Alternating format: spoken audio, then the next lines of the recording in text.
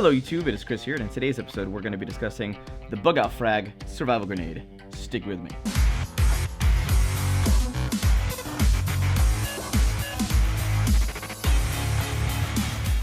Welcome back everybody, and thank you for sticking with me. Like I said, today we're going to be discussing the Bug Out Frag Survival Grenade. As you can see, there's a lot of components that have to be stuffed in such a small little capsule. But that, overall, with the quality of components that are in here, well, you'll find out here in a second. Now, this particular survival kit comes from a company called Surf City Paracord, and they are a US company. They actually source every single item that is in this kit from makers and companies here in the US. It's very clearly stated on their website, which is rather impressive that a company tries to build a quality kit that is designed for backups, essentials, everyday carry, something you can just leave it and forget it and use it when you need it. For backup tools, this is obviously not going to replace any main tools you would put in an inch bag, survival bag, get home bag, or bug out bag, but having tools in an emergency is so much better than having absolutely nothing. Now, as you can see, they sent us multiple frag grenades so we could test things out. If we had components that failed, we could take one apart, completely strip it down and use it and test it, and that's exactly what we did. We took this entire kit apart and really just broke down the components, but we wanted to see if the components were made of quality, because if we dare ever give a recommendation, we tell people to go check it out for yourself, learn more, give a thumbs up on something, we want to make sure it's going to do the trick. Now, what I like about a kit just like this is it's really compact, and it has a very cool vibe to it. Everyone loves frag grenades. People buy replicas at military surplus stores all the time just because it has a really cool military vibe and all that good stuff. Patriotism! But with that said, you get 35 feet of 550 paracord from Paracord Planet. So it's not some Chinese source paracord, which is really nice. And as you guys saw on my 7-day $100 Walmart survival challenge, paracord is key for shelter building, building fishing lines, doing anything you could possibly need paracord for. That 35-foot hank literally centuples, or whatever 7 times is, and you get hundreds of feet of cordage that is usable on the fly in an emergency. So if you make an oopsie and you find yourself in a situation where you have to break down a kit like this, you catch yourself with your pants down, you don't have your kit with you, your EDC is just not what you know, something happens. It's a freak of nature, you get caught in a very bad situation, but you have this in your glove box, your toolbox, your school bag, your EDC bag, your work bag, it doesn't matter where you have it, you just have it with you. First parts of priority is probably trying to signal for help. See if you can get to somewhere where you can visually see civilization, you find power lines, find flowing water, you know, something like that to get you back to civilization. So the first tool you could use would be a signal mirror. And we went ahead and tested this. This actually worked pretty far out. I went about 300 yards away and for the test, and it worked really well. It was very easy to aim with the hole in the center. I was very pleased with the polished surface, how it reflected off the sun very well. It's not going to be obviously as bright as something as powerful as the Star Flash signal mirror, but the fact that you could be wearing this around your neck and you can slip this in your pocket and it takes up no space was really awesome. The next obvious thing would be auditory signaling. And I'm not 100% sure why they put a buckle in here, given the fact that the whistle buckle is all you've got. I'm guessing they're saying that if maybe you have to take some of that cordage and use it, you could make a bracelet out of it. But I think in a survival situation, you really wouldn't be messing around trying to make a bracelet. You'd want to get home and get back to safety. However, with that said, it's here for now. That's probably one little micro nitpick that I would put is just put a normal flat small whistle in here that works really well. But the whistle on it does work really well. It works from really close up. We ran off about 200 yards away, spooked some deer in the process, but we were actually able to very clearly be heard from several hundred yards away, which is in some cases louder than you could scream. And the last bit of signaling or trying to see your way in the dark would be this flashlight. This is a titanium keychain light. It actually is super bright. Once you click it, it stays on, which is super freaking handy. Obviously, it's not mega bright, but being able to see your way in the dark is key. And being able to, if you know Morse code, to try to flag down help could be very vital to visually signal if a search party is looking for you. So with this in mind, the fact that we get visual, auditory, and light for signaling devices and safety is pretty nice. Now, one thing we want to get into is this particular capsule is what holds all of the components before you take it all out. And initially it is wrapped in electrical tape. Now, with you only having very limited resources, save your tape, just like we did here. And this electrical tape actually bonded very well to the plastic and keeps this entire capsule waterproof until you need to use it, which is really nice. So if you catch yourself in a funky monkey situation, this will keep your stuff protected so you're not ruining things like matches, bandages, cordages, jute, things like that. Something that's in this kit that you actually don't get to see now because we utilized it is a compressed towel, a compressed napkin they put in there, just like these WAZOO wipes. They come in a 100-pack. These are really, really useful. But if you find yourself in a situation where you're out for longer and you don't trust the leaves, you don't know enough about foraging, being able to do things like clean off your hands, wipe down your face, cool your body temperature down, or if nature calls, you can wipe your bum.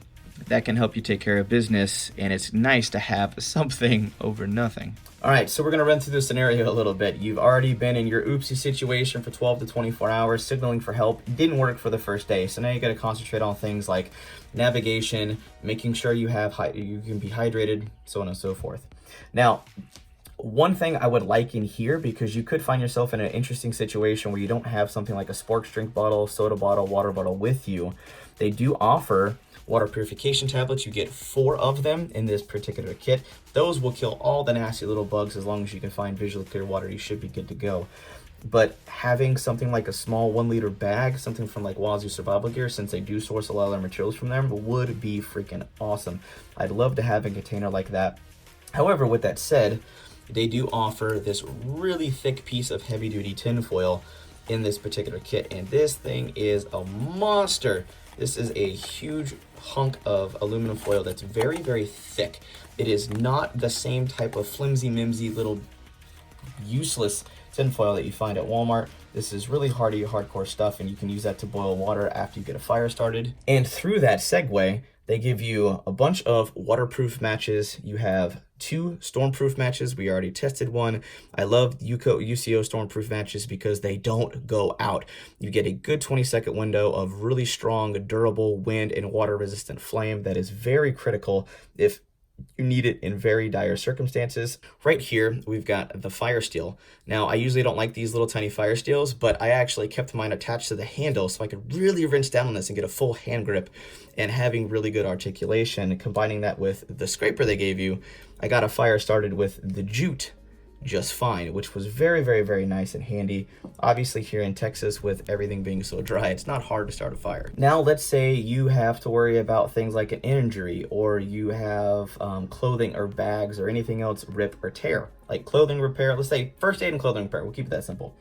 So they give you 2 butterfly bandages and you get an antiseptic wipe. Obviously, we already used it because throughout doing some further testing out in the field while we were testing this, my wife actually got her finger cut. A very, very minor thing, but it worked really well with the butterfly bandages. Now, butterfly bandages are okay. I would really like to see maybe 2 butterfly bandages and maybe 2 normal bandages, so you can actually have just a little bit more for the amount of money we're paying for such a really well-rounded kit, given the fact that these are backup tools.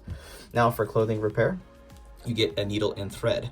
That needle and thread works really, really well. We used it to patch up a button on my wife's shirt, and both my wife and I being really good at doing minor repairs, button repairs, things like that, it came in very handy. So let's say you actually kind of have a decent bearing as to where you are in that particular situation. Land navigations, because maybe you do know where you are, you're just further away than you'd like to be. So maybe being 10, 15, 20, 25, even 30 miles away, but as long as you still relatively know where you are. We actually decided to test this against the WAZOO compass we got on our clamshell compass, and it was very accurate with that. But then we have our G-Shock, which is our atomic watch. We went ahead and used the compass function to that and decided to put it to the test against both compasses, and it performed flawlessly. This thing is a quality compass that is matching up with both sets of compasses I have. So now we break down to the tools of the kit. Now, we do have some utility cordage for things like tripwire. Tripwire is useful. Now, this is really cool. The tools of the kit. This is a real Victorinox, which was pretty impressive. The fact that you get scissors to take care of some business, you have your tweezers, you have a toothpick, You've got a main blade right in here, and you have a file. I mean, there's a lot of useful tools in this little guy, and the fact that it didn't go the cheap knockoff route was impressive. I was very, very happy to see that. But then they have a surgical blade. I guess maybe you have to do some sutures, and having a sterile surgical blade is nice. I don't know why you would need that.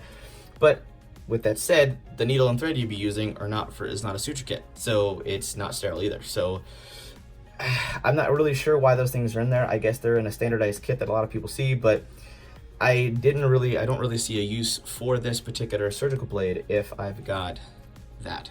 Now we move on to like the fishing kit. You get some split shot weights, you get some hooks, there are some safety pins in here, but then we've got our fishing line. Now, all of that is good and handy, but I don't have a trowel, I don't have a shovel, I don't have a lot of tools. Maybe you could use this to dig up some dirt, maybe. It'd be really aggravating, but you could probably do it if it doesn't break.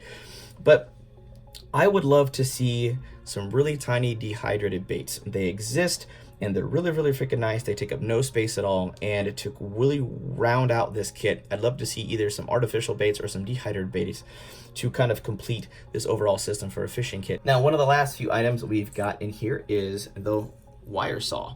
Now, these wire saws get a nasty, nasty bad rap because China, it has infected this market of micro survival kits and easy, because they can replicate this stuff with all their junky materials, and people get a bad taste because you can buy one of these for like $15.99 on wish.com, but when an American company is building quality materials, sorry, soapbox moment, it really does put a bad taste in people's mouth. But there are good wire saws out there. I've got one from WAZOO Survival Gear that we've made a bow saw out of. And yes, so that'd be my suggestion to you, is use a wire saw to help yourself build a better tool, which is a bow saw. And that bow saw will help you from binding when you're actually trying to do that back and forth friction moment to cut wood, and you be able to build a shelter. Now, will you be extremely tired, extremely pissed off, and annoyed by using a bow saw or a wire saw at the end of everything? Yes, but the bow saw will give you a 30 to 40% return compared to just using the wire saw standalone. And the only other thing that I would say, and I wouldn't say that none of this stuff is useless. There is someone somewhere that would be in a situation where this particular stuff would be useful through and through, from the snare wires, everything. It's just what I have done so far in my survival challenges when I go out into the woods. I don't really see a point to just a couple things. I would like to see a trade-off. Maybe he just builds a different version of the kit, keeps this kit as is, but takes some of those little critiques and moves some stuff around and kind of just add some of the things that I mentioned. Something like a 1 liter bag, dehydrated baits, and I'd gladly swap them out for things like the P38 can opener. I have yet to run into a situation where I found a non-expired, non-punctured, non-damaged, tasty can of food just laying around the bush. It just doesn't happen. Maybe you are on a cargo plane and it's like the TV show Lost, and you are on a stranded island and you're the only one with a can opener to open up all the food that was in the cargo hold, but I doubt it. That's probably going to be pretty rare. But if you feel more comfortable having a P38 can opener in your backup survival kit, maybe you lose the main portions of your bug out bag, but your frag grenade was in your camp, and some of the food you had with you was available, but you no longer have proper tools and you don't want to damage your knife blade. This could become useful. But all in all, that's just about it for now. And if you enjoyed this episode, definitely give this video a big thumbs up and share this out with your friends and family in your social media networks so we can keep growing, thriving, and making awesome videos for you guys. But that's just about it for now. Hope you guys have an absolute wonderful day. I'm out.